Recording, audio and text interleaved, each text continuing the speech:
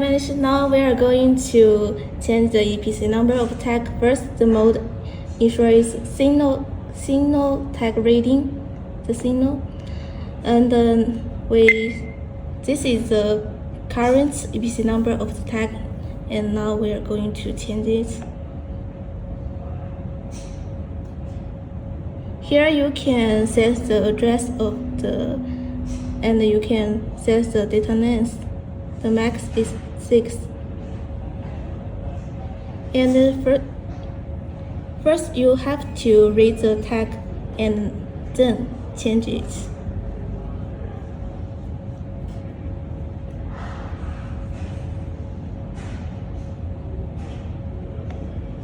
When you see data was written successfully, on the way back to scanning. So now this is the number what you write.